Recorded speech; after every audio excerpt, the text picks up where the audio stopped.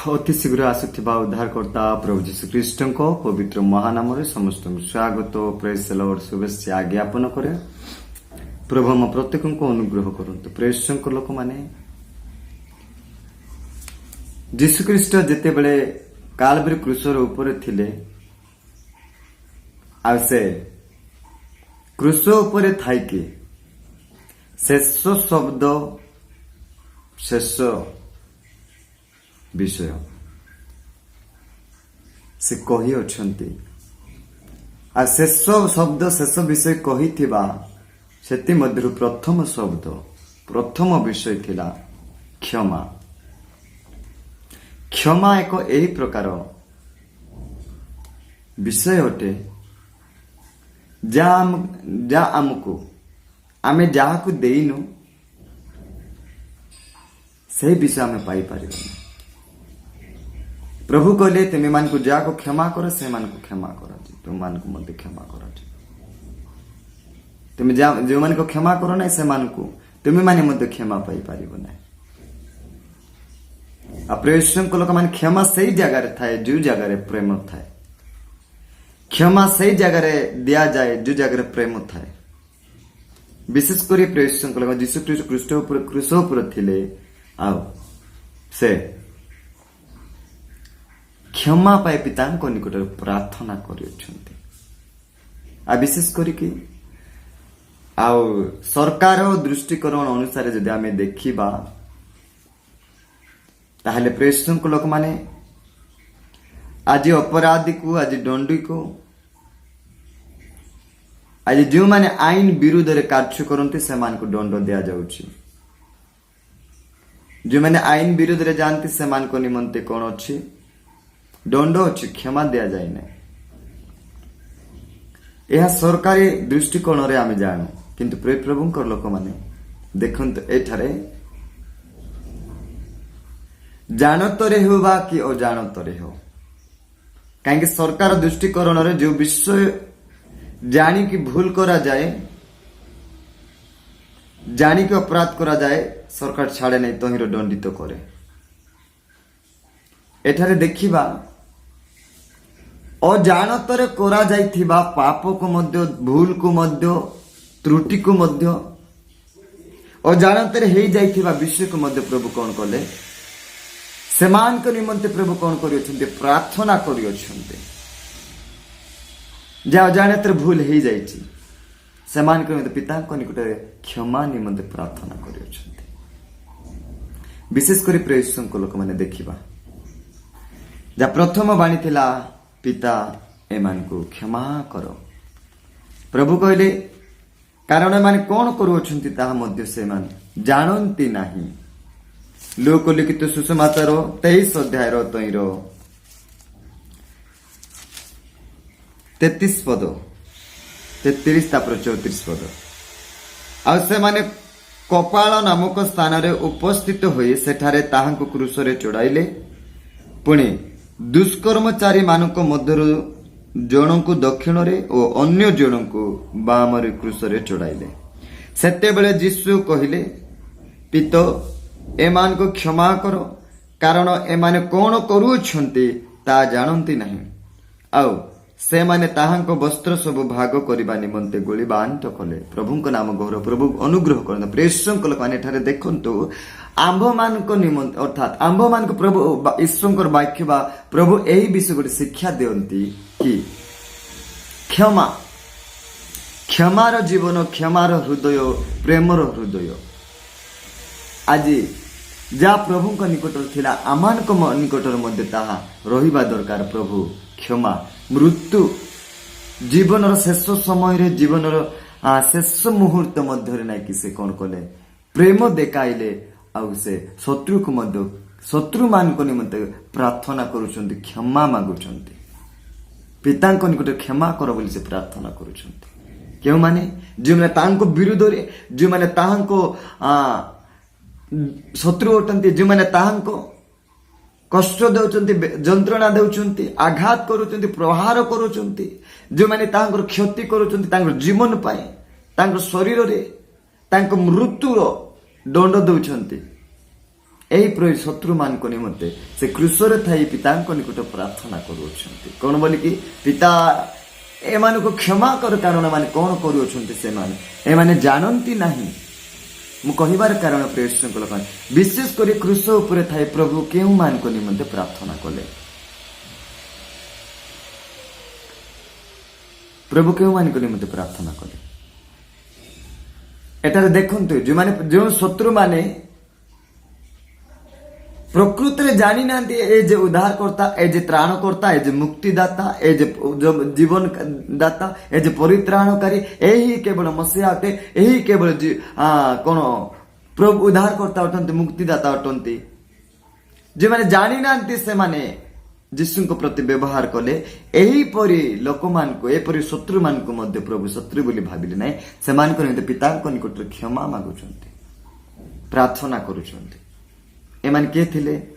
प्रेषण को लोक माने जिसु समग्र लोक मान का प्रार्थना करि नांती जिसु एही प्रार्थना इस्राएल बा जिहुदी लोक मान को पई करि नांती एही प्रार्थना केवल रोमियो सरकार सैन्य मान को निमंते प्रार्थना करियछन्ते जो माने यीशु जे त्राणकर्ता उद्धारकर्ता बोली जानि नथिले यीशु को कुकुर परि माकड़ परि यीशु को एही प्रकार माने कौन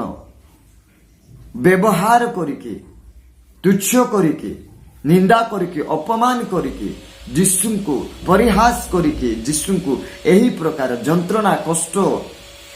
देउथिबा सिपाही मानक पाए सैन्य मानक निमंते यीशु ख्रीष्ट कालवरी क्रूस ऊपर थाइके से प्रथम बाणी रे कहउछन्ती पिता एमान को क्षमा कर कारण एमाने जानंती ही नाही जिउद माने कोन जानि नथिले कि मसीह बोली जिद माने कौन जानी नथिले कि उद्धारकर्ता त्राणकर्ता बोली कि आ निजे जिहुदी मानु ही जानी जिहुदी माने हेउचंदे यीशु ख्रीष्ट क्रूसरे चढ़ाउथिबा प्रथम लोक माने उच्च स्वर कहले मान क्रूसरे चढ़ा यीशु क्रूसरे चढ़ा बोली कि से माने ही उच्च स्वर कहउछन्ते प्रेषण को हम कहबार कारण यहाँ देखि जिहुदी लोक मान को निमंते प्रभु कौन करिना प्रार्थना करिना हंती किंतु जो माने से मान को यीशु को प्रहार करुथिले ताड़ना देउथिले परिहास करुथिले मारुथिले आ जो प्रकार व्यवहार यीशु को कुकुर पर व्यवहार करुथिले एही प्रकार अजाणतरे करुथिबा सिपाही मानक पई ए सैन्य मानक निमंते प्रभु प्रार्थना यीशु प्रार्थना करिसंते पिता को निकटरे प्रभु को लोक मान कहबा पाई चाहे क्षमा करो कहा प्रार्थना कले जिहुदी मानक पाई प्रार्थना से प्रार्थना नथिला रोमियो सैन्य मानक पाई सही प्रार्थना थिला काहेकि कारण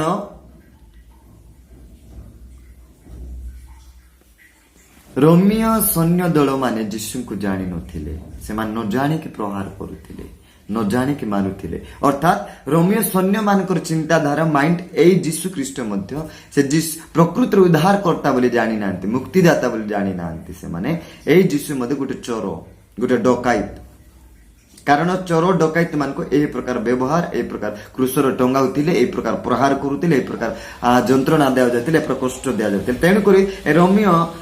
सैन्य मानक दृष्टि रे मध्य नाइ कि ए यीशु ख्रीष्ट को कौन एमान को दृष्टि रे यीशु ख्रीष्ट चोर बोली नाइ कि देखा जाउते चोर परि से माने भाबुतिले डकायत परि भाबुतिले एनु को यीशु को ए माने कुकुर परि व्यवहार करके मारिले तार अर्थ ए सैन्य माने जानि नांदे यीशु ख्रीष्ट उद्धार करता बोली आ यीशु ख्रीष्ट को एमान जानी क्रूस रे कौन करि नांती चढ़ाई नांती जानी यीशु को आघात करि नांती प्रयास करि नांती जानी मारि नांती कारण कि समान को ड्यूटी तो एटा समान को कर्तव्य सेटा समान करिबा दरकार आम देशर सुरक्षा पाई आम देशर उद्धार पाई आम देशर रक्षा पाई आम देशर मुक्ति निमंते जेमिति प्रेषण लोक माने आज सैनिक माने अछंते आज देश त्यागकारी माने देशभक्ति लोक माने जो सैनिक माने अछंते देशर सुरक्षा पाई कि फाइट करूछंते लड़ुछंते अपना जीवन को समान देउछंते ठीक सेमिति सेमानकर करते सेमाने काको मारी देले जीवन काको जीवन रे मारी देले भी कि काको जीवन रे नै कि हत्या करले नै कि सेमान को सेटा भूल न कारण सेमान ड्यूटी करूछंते तांकर कर्तव्य सेटा ता भूल को आ जाय नै एने मु कहबा पाई चाहे प्रभु लोक मैंने यही माने ठीक सेमती आपणार कर्तव्य करुथिले जानी नांती मसीह को जानी नांती जीसु को से न जानी के प्रकार व्यवहार करुथिले जीसु को एनु जीसु ख्रीष्ट क्रूसर थाई जानी पारले कि एई माने अपराधी नहंती ए माने दोषी नुहंती निर्दोष अटंती ए माने जानी सुनी के मो प्रति ए प्रकार व्यवहार करूनांती जानी सुनी मोर जीवन प्रति मो शरीर ए प्रकार माने आघात देउनांती दंड देउनांती जानी सुनी के एमिति करूनांती और जानत भाव रे मते न जानी कि ए माने ए प्रकार करूचंती किंतु ए माने प्रकृत रे दंड पाइबा योग्य न ए माने प्रकृत रे नाके दोषी नुहंती बोली प्रभु कहिले एही लोक मान को पई पितांक निकट प्रभु क्षमा प्रार्थना मांगिले प्रार्थना कले पितांक निकट प्रेषक लोक माने सत्य जानी प्रकृत सत्यता जानी भूल जानी अपराध जानी जे भूल करे जे पाप करे जे दोष करे दंड तो हेबा दरकार आम सरकार अनुसार दृष्टिकोण रे जदी दंडित हेबा को पड़ुची से तो निश्चित दोष जानी कि भूल जानी कि पाप अपराध भूल करुथिबा लोक दंड अछि प्रेषक लोक दंड अछि आज क्रिश्चियन माने यीशु को आज ख्रीष्टान माने पाप जानी भूल जानी अपराध जानी सत्य विषय जानी भूल पर भूल अपराध पर अपराध पाप पर पाप करुछंती आ कहउछंती ता भूल नो प्रभु क्षमा करबे प्रभु क्षमा करे प्रभु क्षमा करे जीसु ख्रीष्ट जा कहंती ना कटा घारे चून देला परी हम क्रिश्चियन लोक माने पाप पर पाप करी प्रभु को सही कटा घारे चून देउछंती अधिक आ पाप वृद्धि चली कहीं भावुंट क्षमा प्रभु करेंगे जानी सुनी जे पाप करे भूल करे कौन क्षमा क्षमा दियंती नहीं से क्षमाकारी किंतु भूल रो दंड देवा अधिकार मध्य तांको पाखर अछि प्रेषक लोक कहबार कर्तव्य आज अनेक लोक सही प्रकार व्यवहार करूछंती प्रभु को लोक माने विशेष करिकी जोसेफ प्रिंस गुट को विषय कहउचंती तांगर प्रचार रे कहंती जोसेफ प्रिंस कहंती जीसु क्रिस्त विद हेबा परे जगत रे आ पाप नाही बोली को कहउचंती देखंतु जीसु ख्रीष्ट क्रूसार्पित हेला परे मध्य जगत रे पुनी पाप नाही एनु पाप करिकी भूल करिकी अपराध करिकी जे समस्त विषय करिकी ना कि क्षमा मांगिबा आउ पुनी दरकार नाही आपण सो इच्छा पाप करि पारंती आपण सो इच्छा भूल करि पारंती आपण सो इच्छा ना कि अपराध करि पारंती किछि मिसा ता पाप न पुनी काहे कि थरे जीसु ख्रीष्ट मला परे नाही कि से ख्रीष्ट मरिबा द्वारा आ जगत पुणी पाप ना पाप कले मध्य ना कि क्षमा मांगवा दरकार ही नहीं बोली कि कहउछंती प्रचार से कहउछंती कि प्रभुंकर दास जणे जोसेफ प्रिंस बोली कि मु कहबा पाई चाहे अरे प्रभुंकर लोक माने गोटे विषय कहतु चाबी तैयारी हेला बोली नहीं कि तालार आवश्यकता नहीं कि हाँ घर तैयारी हो गला बोले कि घर द्वार आवश्यकता नहीं कि नाई बोले कोई देले चली जीव कि मु कहिबार कारण प्रेषक लोक माने क्षमा से लोक को मिले जे लोक को निजर भूल निजर दोष निजर अपराध प्रति जीशुंकर अनुताप सह जीशु को निकट को जीशु को पाखरे जे समर्पित हुए जे भूल को सुधारे जे भूल को प्रभु को ठारे रखे क्षमा मांगे प्रभु ताको क्षमा करते अवश्य प्रेषक लोक माने प्रभुंकर क्षमा करेंट रो तार परे क्षमा पाइबा निमंते नहीं कि करेंट जदि आपण घरे आनवा पे इच्छा करूछ ताहले आपण जाई कि ऑफिस रे अप्लाई करबा के पड़िबा जते बेले अप्लाई करबो तारो नहीं कि आपण को थारे पहुंच जीव आपण को घर दे जो तारो जाईची से घर तारो अनुसार नहीं से घर तारो थारो नहीं कि आपण को घरे करेंट सप्लाई जीव जते बेले अप्लाई करिबे क्षमा मदे ठीक सेमिति वर्तमान ଯୀଶୁଙ୍କର କ୍ଷମା ମଧ୍ୟ ନାହିଁ କି ଆପଣଙ୍କ ନିକଟରେ ଆପ୍ଲାଏ ହେଇଛି। ଆପଣ ଯଦି ଅନୁତାପ ସହିତ ନିଜର ପାପ ନିଜର ଭୁଲକୁ ଯଦି ଅନୁତାପ ସହିତ ଯାଇକି ପ୍ରଭୁଙ୍କ ନିକଟ ସମର୍ପିତ ହେବେ, କ୍ଷମା ମାଗିବେ, ନିଶ୍ଚିତ ଭାବରେ କ୍ଷମା ମିଳିବ। ମୁଁ କହିବା କାରଣ ଏହା ଯୀଶୁଖ୍ରୀଷ୍ଟ କହିଲେ ଗୋଟେ ବିଷୟ, ଆପଣ ଶତ୍ରୁମାନଙ୍କୁ ପ୍ରେମ କର, କ୍ଷମା କର। ନିଜର ଶତ୍ରୁମାନଙ୍କୁ ନିମନ୍ତେ ପ୍ରଭୁ ପ୍ରାର୍ଥନା କରିଥିଲେ ପିତାଙ୍କ ନିକଟରେ କ୍ଷମା ପାଇଁ। ଏଣୁ ଆମମାନଙ୍କ ଶତ୍ରୁମାନଙ୍କ ନିମନ୍ତେ ମଧ୍ୟ ଆମେ ପ୍ରାର୍ଥନା ଏବଂ କ୍ଷମା ଦେବା ଦ୍ୱାରା ଆବଶ୍ୟକତା ରହିଛି। କ୍ଷମାର ଜୀବନ ନାହିଁ ତ ପ୍ରିୟ ଲୋକମାନେ କ୍ଷମା ପାଇବାର ସୁଯୋଗ ମଧ୍ୟ ନାହିଁ। କ୍ଷମାର ଜୀବନ ନାହିଁ ତ ଈଶ୍ୱରଙ୍କ ପ୍ରେମ ଆମ ଜୀବନରେ ପ୍ରକାଶ ହେବାର ଆଉ ରାସ୍ତା ମଧ୍ୟ ନାହିଁ। ଏଣୁ ଆସୁ ନିଜ ନିଜ